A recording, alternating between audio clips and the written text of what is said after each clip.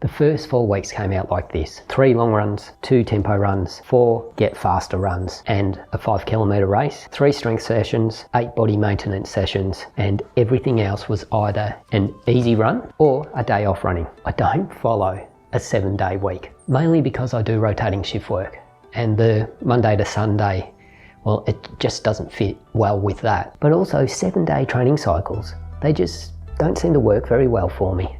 I like 8 or 9 days. That extra day or 2 in between the harder sessions just seems to work so much better for me. And a quick reminder of where all this fits in: 3 goals: getting great shape, ready for the marathon; 2, run a personal best, so sub 2:58.29, and the dream goal for the race, run sub 2 hours 50. This plan is 26 weeks, and I'm a long way from my goals. And those 26 weeks are broken up into 4 phases. But right now I'm in phase 1, the base phase. Here I'm working on my basic endurance, general conditioning, and my high-end aerobic speed. This is where I'm aiming to get faster. And it's that get faster bit that we're focusing on in this video. And let's look into these first 4 weeks. You'll notice that there was only 3 long runs.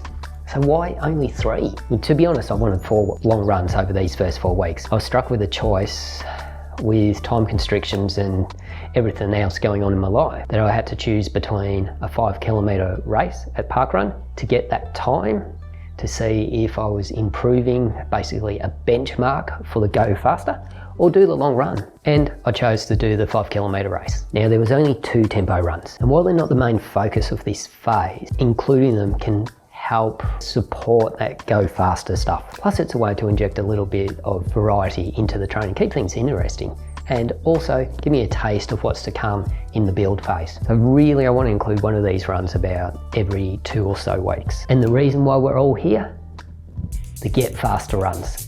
There's a structure to these runs, and I start with a warm-up, and the warm-up is about 2 or more kilometres, where I start at a super easy pace, maybe down even 7-minute pace. I'll gradually speed up as my body feels ready to do it, and by the end of it, I'm usually running about 4:30, maybe even a bit quicker per kilometre, so there's a bit of pace on there, getting closer to the intervals. At the end of that part of the warm-up, I go and do 4 times 100 metre building sprints. These are sprints with a long walk back recovery, and the idea is to feel fast, get the body running nice and quick. So about the first half of each interval, so the first 40 to 50 metres, I aim to get that spring, that full technique, that drive with the knee up and that spring off the ground. But after I get through that first 40 to 50 metres, the idea is to build the cadence up till it feels really quick. Exactly how fast that is, I don't know.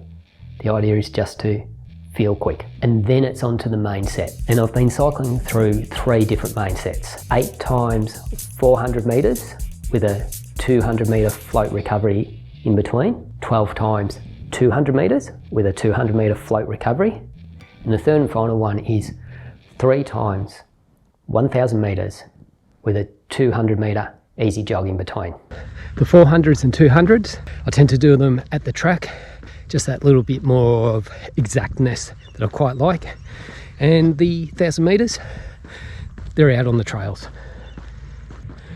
For me, I usually choose the Diamond Creek Trail, which is a fairly flat, paved, smooth trail, perfect for this kind of thing. Paces of the on intervals, so the 400s, the 200s and the 1000s is between my predicted 5 kilometre race pace and my 3 kilometre race pace, getting there towards my VO2 max. These speeds are relatively a lot faster than the marathon pace, but I'm aiming to push up that top end aerobic speed. Now, the recoveries in the 400s and the 200s, I'm doing a 200 metre recovery, and the pace of that is what I'm calling float. So I only drop it down a little bit, so it's not an easy jog, it's not walking, it's not a true break.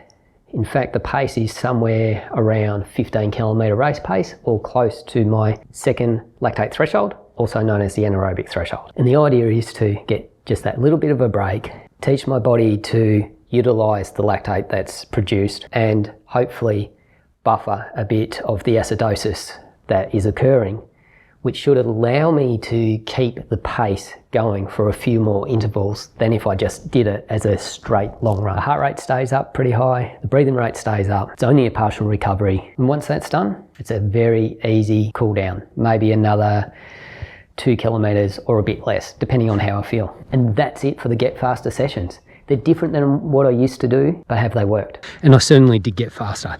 In just those 4 weeks, my 5 kilometre race pace went from a 4:07, improved all the way to a 3:59. So that's 8-second improvement for a 5Ks per kilometre. That's 40 seconds for the full distance itself. And for the 3 kilometres, it went from a predicted 3:54 per K to 3:47 per K. It's quite a change, and I certainly noticed the difference when I bump it up for the interval training. However, the faster speed, even though it feels harder, a bit more intense, I'm a little bit more comfortable with it. Feels a little bit more natural. And that's a big part of why I'm trying to improve my speed in this first phase of marathon training. And of course, I don't get every session right. So after bumping up the paces, going for the 3 times 1,000 metres, I fell apart on the 3rd kilometre effort.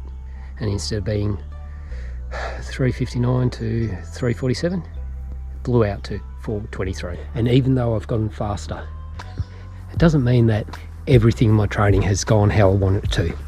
I've had a couple of issues. So as I mentioned, I only got in 3 long runs, and I missed out on the 4th that I really wanted to get in. Also, I've been finding that I've needed to keep the overall kilometres down by quite a bit. So I was hoping to hit somewhere around 70 to 80 kilometres a week. I'm now in between 40 to 60 kilometres. And a big part of that is the easy runs have been no more than 10K, or they've been a complete day off. And the main reason I've taken days off is because I've had a few niggles, in particular my left knee.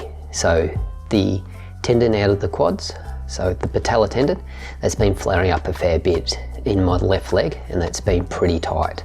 And if it gets worse during the warm-up, then I've scrapped that run. And I've scrapped a few runs too.